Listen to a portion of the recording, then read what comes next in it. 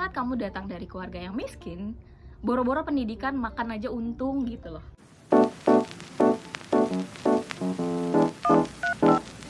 Hai teman-teman, jadi aku mau ngebahas tentang gimana sih caranya orang yang datang dari keluarga miskin kayak aku. Miskin bisa jadi komedi ya guys ya. Kalau kamu udah menerima kemiskinan, bisa kuliah di luar negeri. Jadi sebelum kita ngomong panjang tentang gimana caranya, mungkin samakan persepsi semiskin apa sih aku gitu ya. Karena orang-orang pasti bilang ya semiskin-miskinnya lu pasti lu punya privilege gitu sampai lu bisa kuliah di luar negeri. So, aku bakal bagi dari 3 tipe kemiskinan. Jadi waktu aku kecil, waktu aku SD, kemiskinan aku tuh di tahap kayak makan aja susah. Oke, ya. Ya, makan aja susah gitu. Dan SMP, semiskinnya aku harus tinggal di rumah orang lain untuk bisa tetap sekolah. Dan sampai di kuliah S1, aku cuman punya 2 pilihan, yaitu kuliah sambil kerja atau cari beasiswa. Nah, yang pertama tuh aku lakukan waktu S1, aku mencari beasiswa dengan beasiswa tidak mampu sebenarnya, bidik misi, tapi aku nggak jebol, I don't know why. Dan akhirnya aku bekerja sambil kuliah. Ya namanya kita kerja sambil kuliah, pasti universitasnya nggak bisa universitas terbaik di kota ya. Even I can say like I really good at what I'm doing, like my academics. Tapi aku cuma bisa kuliah nggak tuh? Kuliah di tempat yang bisa sambil kerja. Itu aku kuliah malam dan pagi sampai sore itu aku kerja.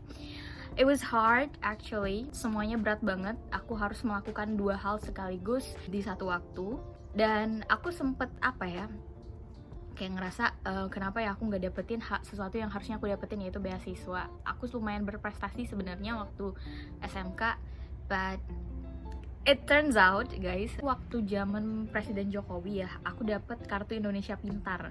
But I cannot really use it karena aku dapetnya tuh pas aku udah SMA. Tapi itu bisa dipakai waktu SMP atau something gitu. Pokoknya aku udah mau lulus, aku baru dapet gitu kan. But surprisingly, I never knew I would use that for scholarship untuk S2-nya aku.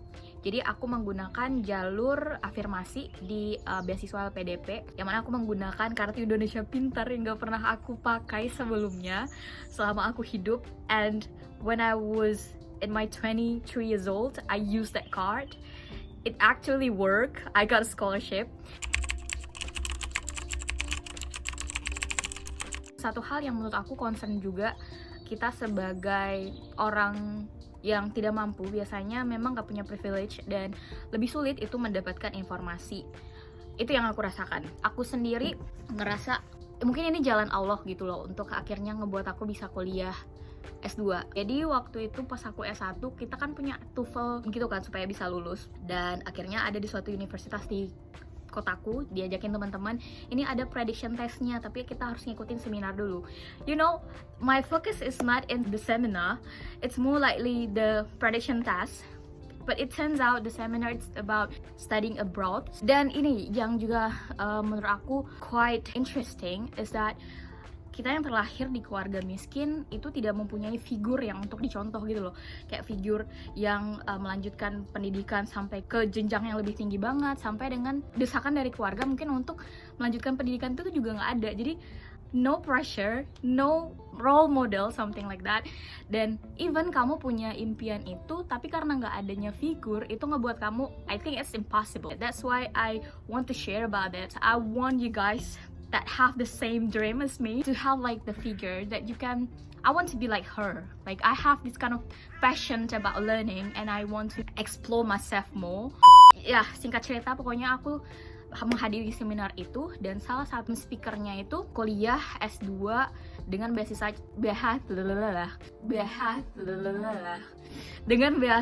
Fulbright.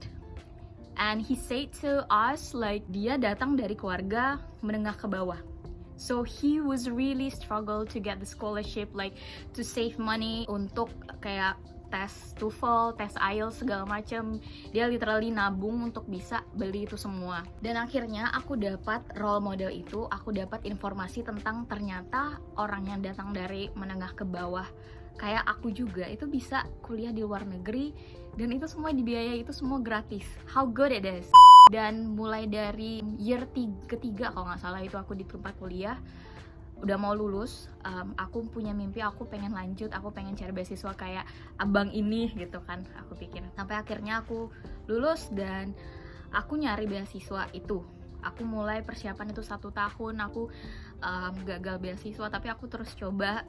Even though aku udah berapa kali share, aku tuh sempat demotivasi karena terlalu banyak kegagalan yang ku alami. Aku mempertanyakan, am I worthy enough to get the scholarship? Mungkin aku nggak sepintar yang aku pikirkan, kayak gitu kan. But that's the price that God give you when you keep trying.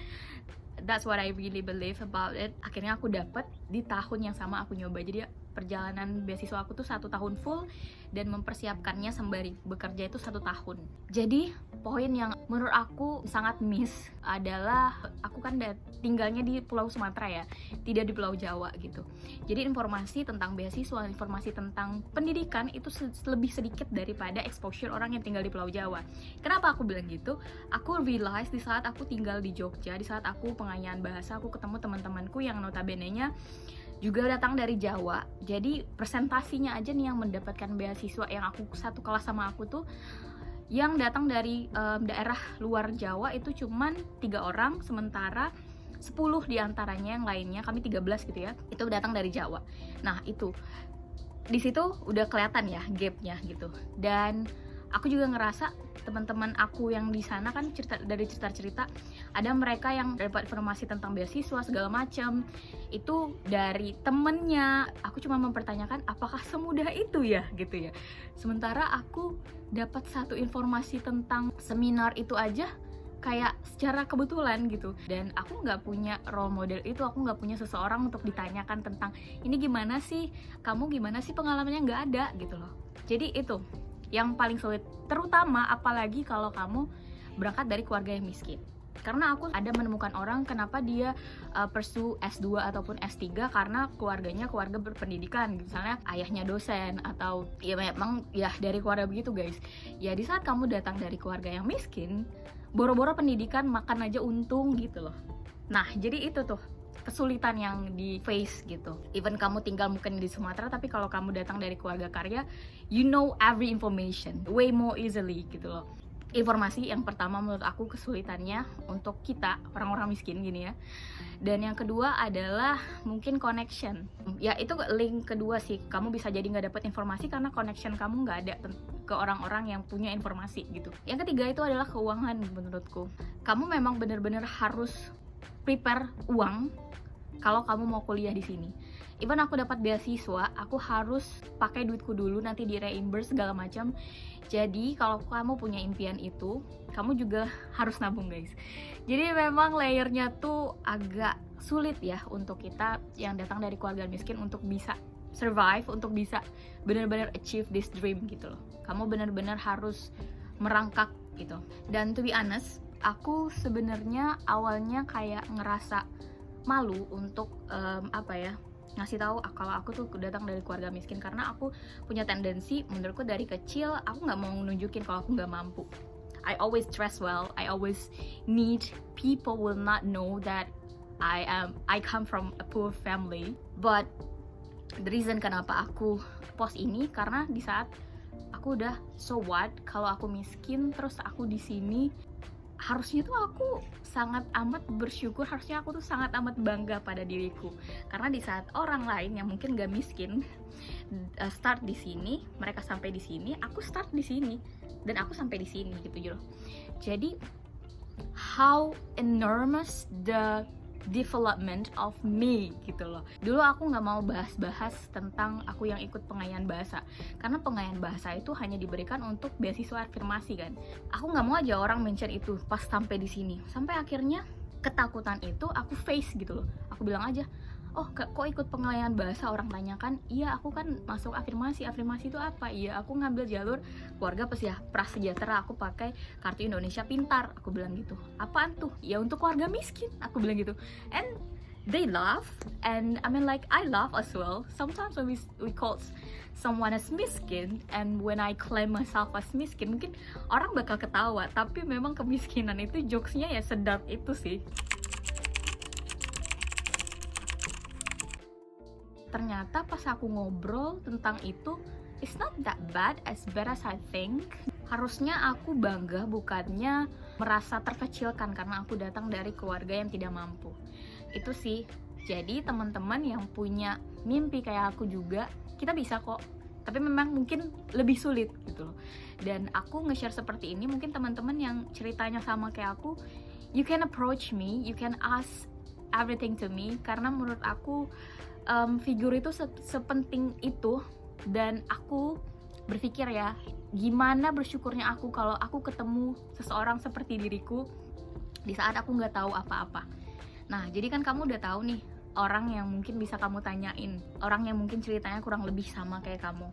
Jadi don't hesitate to ask them, ask for help, ask for anything. Karena aku tahu gimana rasanya untuk gak ada seseorang yang you can lean on, you can ask for things that you are really confused about, and you can make it. Just like me, I can make it, but it will be harder. It will not be easy, and it's going to be a tough journey, but that's just what I want to say. Dan aku juga mau encourage orang-orang yang mungkin punya privilege to be grateful for the privilege that you got and to use it as well to help others. Karena menurut aku adalah sebuah privilege juga untuk aku bisa sampai di sini, untuk aku bisa dapatkan informasi itu. It's a blast really, and I have to use that to give back. Gitu loh. Allah memberikan aku kesempatan ini karena aku juga harus memberikan atau mencontohkan kesempatan ini ke orang lain. So that's all what I want to say. Gimana akhirnya orang miskin seperti aku bisa mencapai impiannya. Aku nggak mau kayak mewek-mewek kayak miskin terus kayak kasihan. No, you don't have to be kasihan. Yang harus kamu lakukan adalah apa yang bisa kamu berikan, apa yang bisa kamu ubah dari situ. Menurut aku itu sih gitu. And if you ask me what is the problem, kenapa kamu miskin, I will answer like it's the system, you know. Kapitalis system itu ngebuat orang miskin akan selalu tertinggal dan orang kaya akan selalu di depan. But it doesn't mean we cannot have our own battle to just kind of beat the system. Dan untuk orang-orang yang bilang orang miskin itu adalah orang yang malas, tidak. Orang-orang miskin itu tidak pintar. Banyak banget teman aku yang pintar. Dan ini mungkin salah satu dilema kalau kita terlahir di keluarga miskin yang udah aku ceritakan juga di Instagramku. Kayak pemikiran tentang memilih kuliah lebih tinggi atau membiayai keluarga. Banyak dari kita yang terjebak di sandwich generation yang kita harus ngebiayain keluarga. Kayak ya terlalu jauh aja gitu loh mimpi untuk continue your study even though you really love learning. Jadi kalau kamu udah punya niat yang kuat untuk merubah lingkunganmu, untuk merubah your destiny, karena seharusnya tuh kamu di sini tapi kamu pengen di sini, itu butuh niat yang sangat amat besar gitu kan. Jadi kalau kamu punya niat itu, jangan sampai apapun itu ngebuat kamu melupakan mimpimu. Jadi jangan takut untuk bermimpi. Aku kayak mungkin ini klise ya, tapi bener guys, aku sampai di sini juga karena sebuah mimpi gitu. Karena semakin kita memimpikan itu, kita akan manifesting, and when we manifest something, we will focus on that, and when we focus, we will get it. Trust me, trust Allah, amin. Kamu bakal dapetin apa yang kamu upayakan gitu. Mungkin segitu aja, ini juga lumayan panjang ya. So thank you for watching. Bye teman-teman miskinku, atau mungkin kamu kaya kamu menonton ini. Bye.